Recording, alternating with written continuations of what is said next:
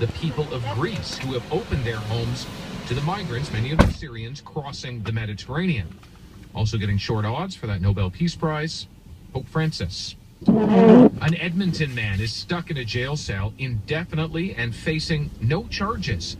Canadian authorities want to deport him, but they've run into a major hurdle. Somalia won't take him back. Andrea Hunkar with the story of the man that no country wants. Why I gotta sit in the house down in jail with no life here? That's 31-year-old Abdi Karim Geli at his latest detention review. For 8 months, he's been stuck in jail without charge. Over nearly 2 decades in Canada, Geli has racked up dozens of convictions: sexual assault, assault of a peace officer, trafficking cocaine. After serving his time, Canadian authorities still won't release Geli. He's considered too dangerous. They've issued 2 deportation orders in the hopes of sending him to his native Somalia, but the Somalian government refuses to accept him. Ruth Williams is Geli's lawyer. The transfer of mentally ill individuals will not be considered at this time at all. Geli has schizoaffective disorder, a chronic psychotic condition, and other mental health problems. His mother, Celia, says he never recovered from the horrors he witnessed as a child in war-torn Somalia. My son is sick, she says, and no one is doing anything about it. Family advocate Habiba Abdullah says Geli needs to be transferred to a secure facility with proper mental health supports. And it would be inhumane to send him back to a country known for shackling people with mental illness. He will die. He will not be able to survive in a country that already struggling. Government officials still hope to remove Geli and say they have made good progress on the removal process. His next review is at the end of the month. Andrea Hunkar, CBC News, Edmonton. The man accused of hurling a beer can at a Baltimore Orioles player this week has come forward. Ken Pagan says he is the man in a photo at a Blue Jays game released by the Toronto police.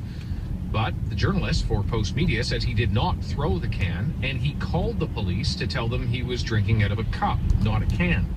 Since the beer throwing, the Blue Jays have vowed to increase security. A group of Canadians who give advice to the federal government on national security say it's in the dark about the future. The Cross-Cultural Roundtable on Security acts as a sounding board on how security decisions will affect ethnic communities. Members are supposed to meet at least twice a year, but as Alison Crawford tells us, that's not happening. Farzana Hassan was appointed to the Cross-Cultural Roundtable on Security in June 2015. The newspaper columnist and past president of the Muslim Canadian Congress was enthusiastic about the opportunity. It seemed like a very good fit, and I jumped on the idea, and I accepted the appointment. But as I said before, I've not heard anything. Hassan says she suspects the Liberal government wants to start fresh with its own appointees instead of those chosen by the Conservatives. The roundtable was set up in 2005 to provide input on how national security measures affect Canada's many communities.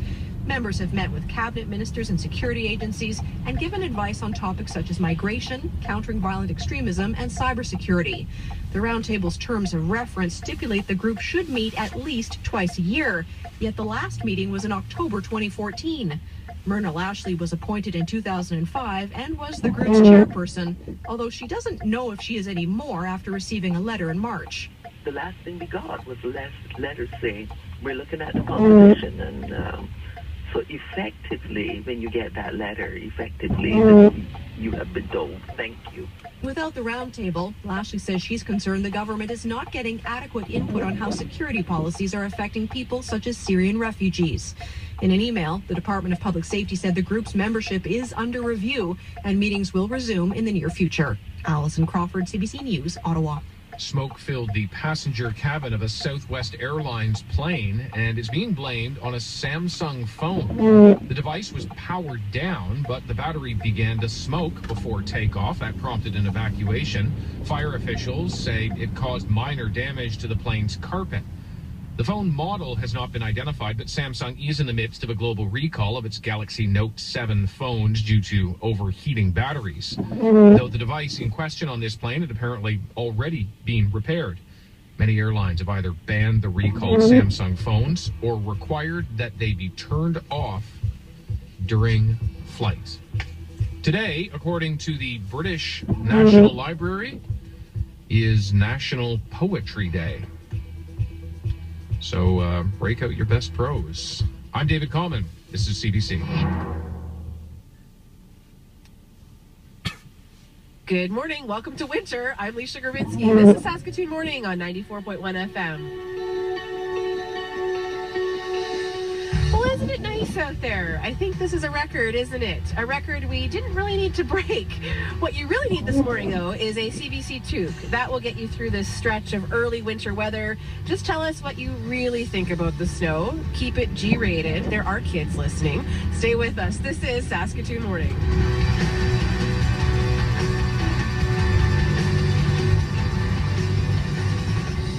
Like, what can you tell us? Well, there is a new poll out in the race for mayor of this city, and there is a new leader. It's Kelly Moore.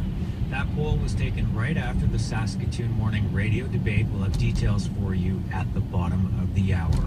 One more quick check with our Dan Zakreski, who's been out on the roads this morning. Dan, what's your takeaway? And this wasn't happening. The streets were pretty clear even though it was snowing. This morning you can't avoid the reality.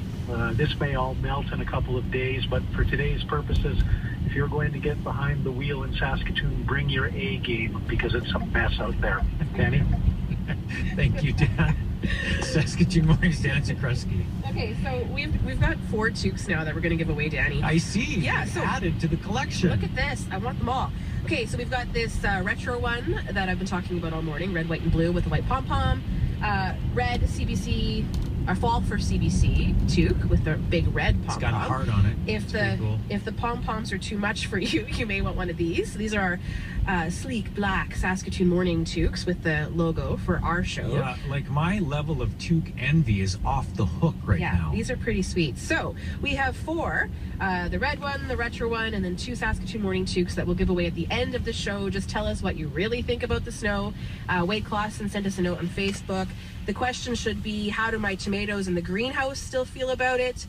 A little too much, a little too soon. If you want to share your thoughts, you can comment on Facebook the way Wade did, facebook.com/CBC Saskatoon, and on Twitter. My Twitter handle is @LishaCBC, and we'll draw for those toques at the end of the show. Have we had a snow haiku yet? Not yet. Maybe one will come before the end of the program. You want to eat Timbits? Even though we've been talking all about the snow, I have not given the weather forecast for today. Let me do that. Should do that. Yeah, so right now you want in our city it is Timbits? -2. We do have light And also snow chocolate falling. milk? That snow will continue, start to taper off later this afternoon, but we are looking at another 2 to 4 centimeters of snow Daddy will on buy top you that, of the mix of rain and snow that we got yesterday. Environment Canada saying we had already received about 13 centimeters, so we're adding 2 to 4 on top of that. With the wind chill, it feels more like -8. We still have some wind. The wind is northwest to 21 kilometers an hour. Our high today, +1. It's not going to last forever. I do think that's the bright news in all of this, except the sun doesn't really come out until late next week. So fall will make a comeback. It will, eventually. Anything else to add about traffic? Plenty. It is slow everywhere. That's the basic takeaway here. As Dan said, you need to bring your A game today. But there are some areas that are worse than others. For example, the south part of Circle as you are heading toward the west near Preston. Also, College as you head past the University of Saskatchewan, very slow, as is Attridge. You're near standstill there. Call us anytime with a traffic report, 306-956-7444. Tweet us, we're @CBC Saskatoon. Thanks, Danny. It is 13 minutes after 8 o'clock. Well, of course, the first snowfall of the season is always tough to swallow, but it's even harder without proper shelter. Last week, the province announced a firm cut to funding for the Lighthouse's stabilization unit. Here's how that decision affected those who found themselves on the streets of Saskatoon. It's pretty cold and wet. It's miserable.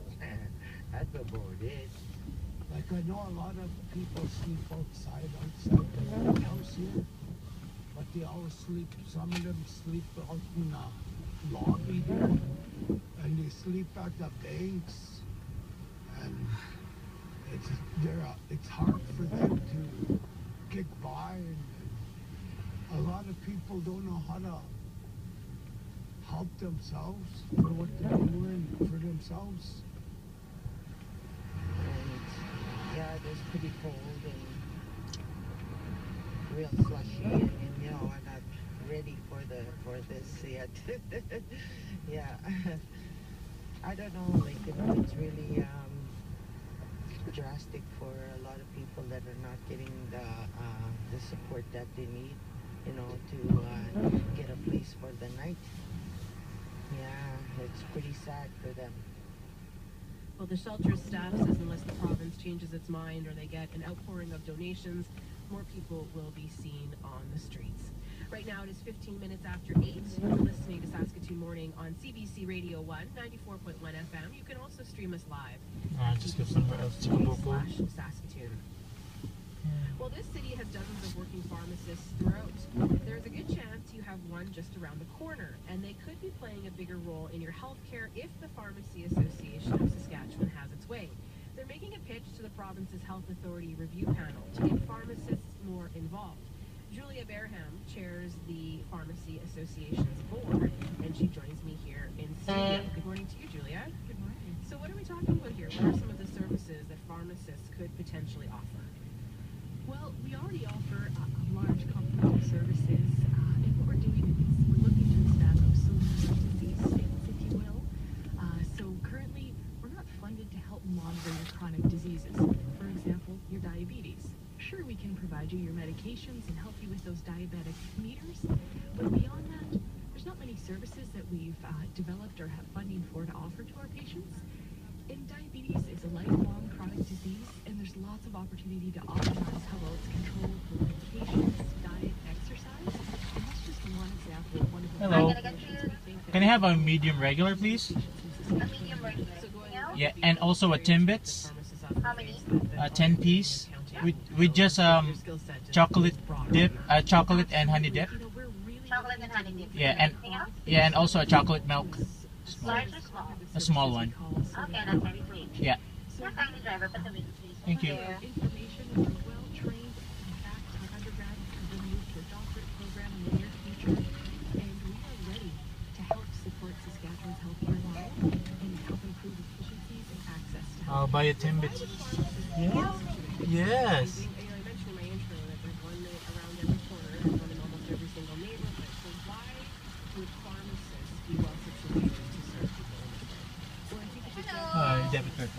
we're in the 60 pharmacies or more in the Can I have a sleeve on my coffee, please? I'm gonna get for you. 7 days a week. Might have later hours than perhaps Large free sugar to cream, anything else?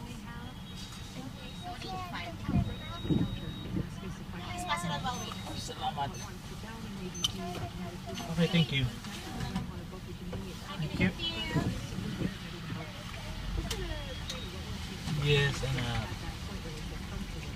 I'll give you your Timbits, okay? Medication-based training and learn a lot of other things about You want to eat Timbits? healthcare conditions. But sometimes when we offer a new service that perhaps we weren't trained at an undergraduate level, the Pharmacy Association, in conjunction with other associations and stakeholders, You get one, Bubakaw. You get one. Oh, dirty hands? You don't want to eat? I'll give you one. There you go. It's okay. It's not dirty. Take one. You get that one? Good job, baby boy.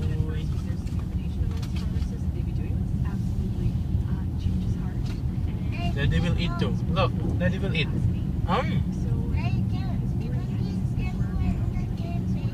What? Oh, okay. Okay. So you've given 2 examples. You talked about diabetes and now flu shot. What other areas do you see? I'll get one. Well, we'd like to expand the funded vaccinations. So could we help, in Saskatchewan, a lot of folks, we've got all this snow coming down, we're going someplace warmer. Perhaps a Hep A or a Hep B shot might be something you want to get for your health priority. You like it?